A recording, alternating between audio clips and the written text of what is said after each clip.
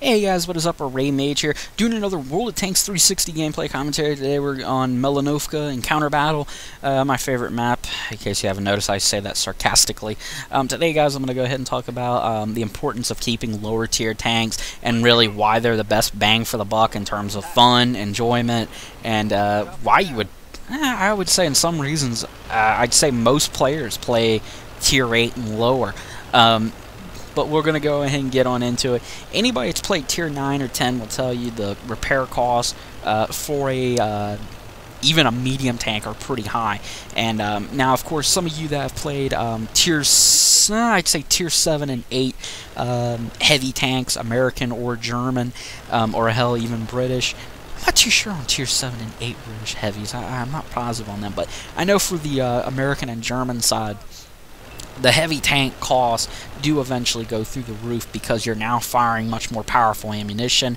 I know at tier 7 the 105 for the T29 is very expensive. I believe you are firing off 1,000 silver every time you pull the trigger, so that automatically will make that tank very expensive without gold, and it makes it difficult. So if you bomb in a T29 at a tier 7 match, you know, it's going to hurt. It's going to be pretty steep.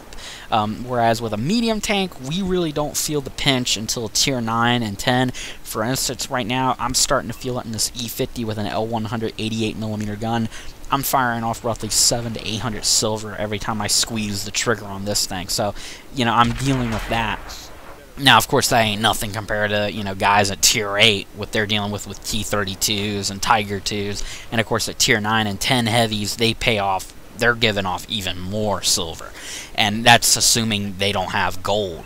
Even if you have gold, it can be pretty frustrating playing at tier 9 and 10.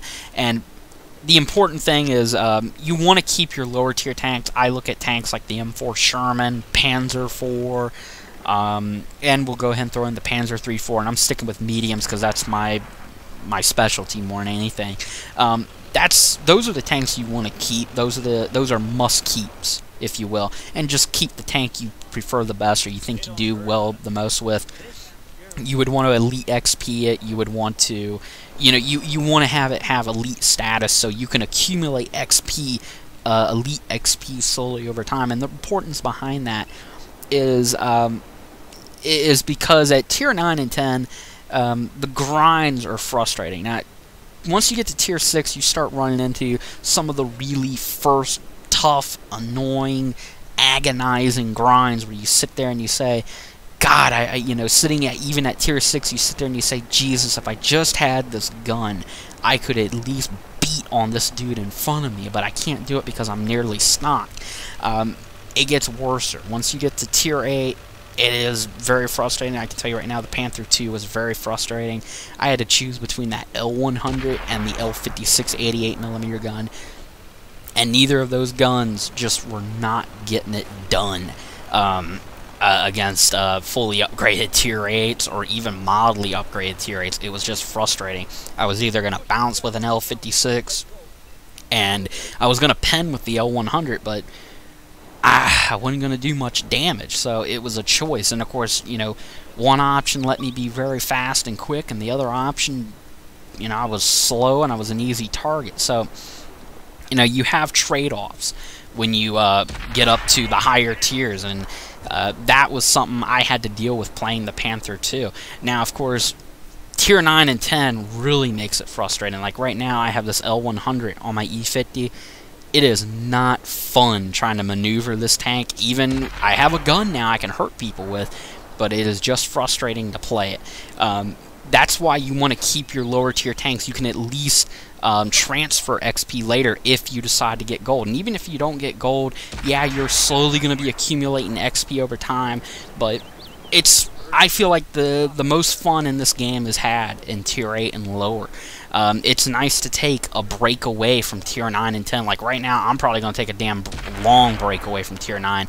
Even though I'm 2,000 XP from getting this thing fully upgraded, I can't play another match in it because I'm going to rip my own head off if I continue to play anymore in this thing.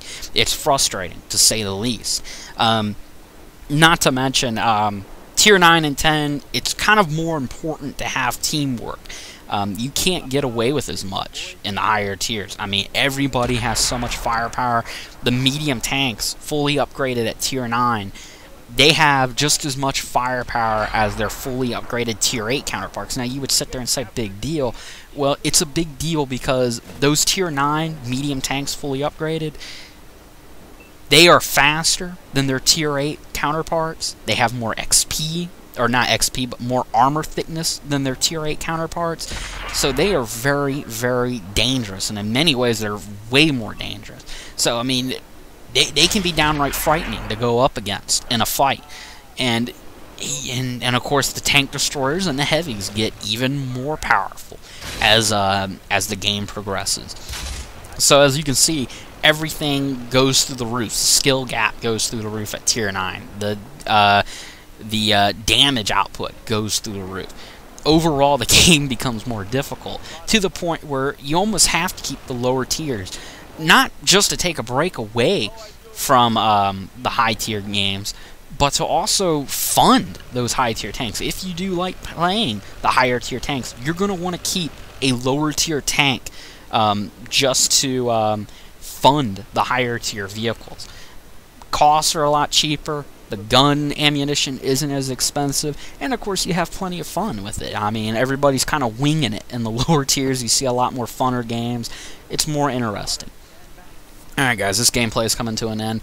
I'm kind of going to dial back on the content I put out for World of Tanks. I'm still going to do gameplays, and I'll still do some reviews. I still need to do the Jumbo Sherman, so I will still continue doing reviews and stuff. I'm just going to dial it back. I've been playing since September. I've been playing for 6 or 7 months. So, you know, if you're subbed to me because of World of Tanks content, you know, don't be surprised if I do dial it back a little bit. Not going to stop playing it, but just going to dial it back a little bit because I've done everything I've wanted. Alright guys, I'll catch you later. Peace out.